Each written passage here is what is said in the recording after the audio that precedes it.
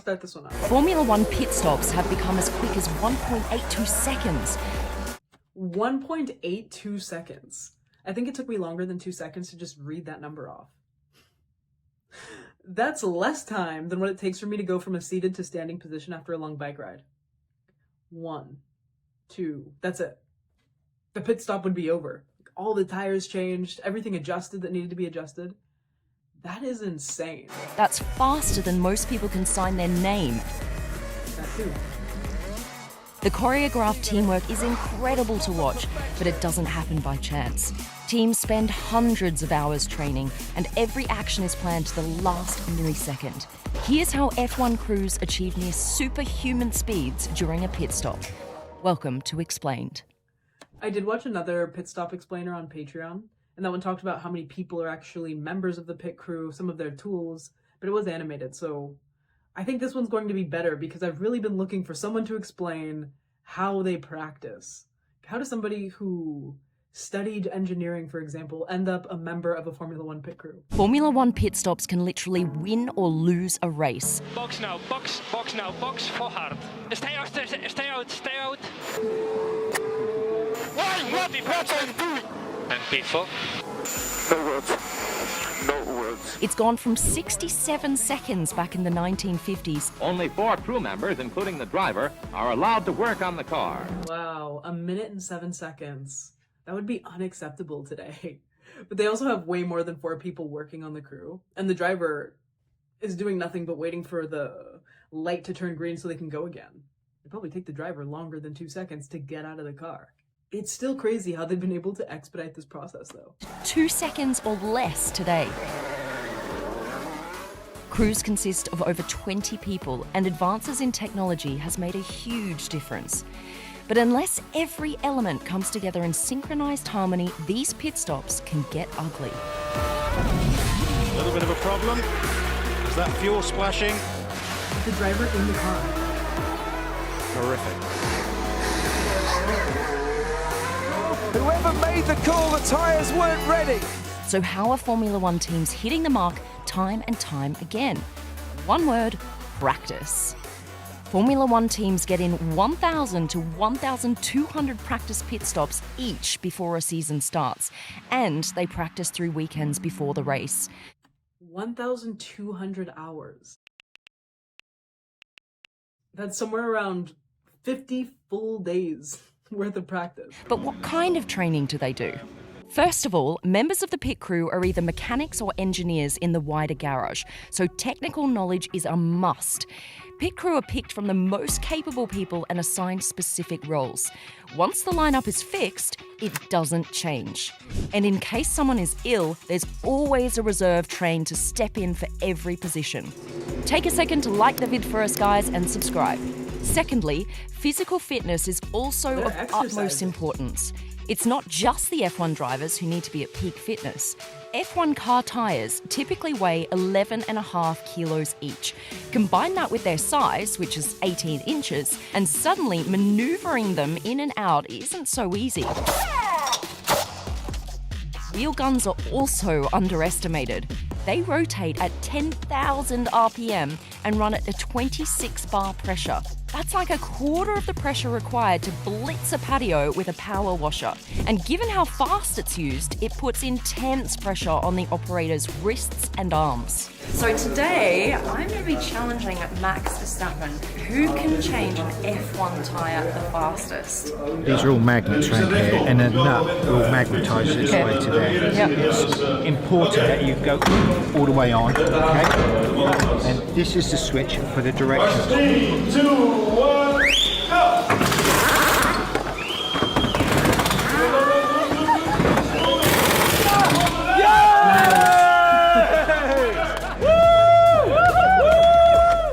Pit crew typically train and run drills 5 to 6 days a week, and this is penciled into their schedule in addition to their garage jobs. Teams travel with doctors and physiotherapists who monitor their fitness levels at all times. Physical tests assess each person's health pre-season, and training programs are put into place.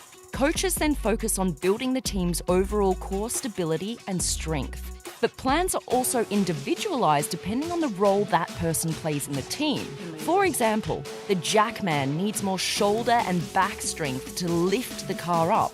The gunmen need stronger arms and precision, while tyre fitters and removers need stronger backs, cores, and legs. Then, the crew are taught visualization techniques, breathing exercises, and methods to stay calm under pressure during a pit stop. On top of it all, personalised food plans ensure they're getting the exact nutrition they need to build muscle. Okay, so they're high-performance athletes at that point. They've got them working on reaction times, lifting, meal plans. I had assumed that they were just engineers and mechanics who had practiced their positions so much that they mastered synchronization. Not that they were literally and rigorously trained to be this way. Next is the intense pit stop practice itself. Regular routines are practiced to perfect coordination. Every detail is thoroughly planned, from what each person does, to where they stand, to how far they even stand from each other, because the smallest deviation can have dramatic consequences. But he overshot his pit box. For Mercedes, so they brought Hamilton in, and a lap later, in comes Valtteri Bottas, and it's the hard time right but front's not even off yet. they can't get the right front off. Routines for challenging scenarios like misalignments and nose changes are also performed. Basically, the idea is to have the perfect combination of people working together. And then a video analysis is done to check if a person is moving in a way that is optimum for their musculoskeletal system. They're watching the tape back as well? Depending on the findings, physiotherapists work with the pit crew to improve their performance, and sometimes even rotate people to other positions that better suit their physique. No, sorry. Overall, the key is balancing speed with consistency. So drills are repeated till each of these actions becomes second nature, just like riding a bike. The driver actually trains separately. But he also joins the pit crew from time to time to practice stopping exactly where he needs to. Sessions last for about 30 minutes each. Every millisecond is maximised, and all of this ultimately results in epic moments like this. They're just well-oiled machines. So far, Team Williams and Team Red Bull have smashed the pit stop's 2-second barrier a number of times. And fun fact, Team Red Bull got so good at it, they even did a pit stop in zero gravity just to prove a point. Honestly, not even the craziest thing I've seen Red Bull do.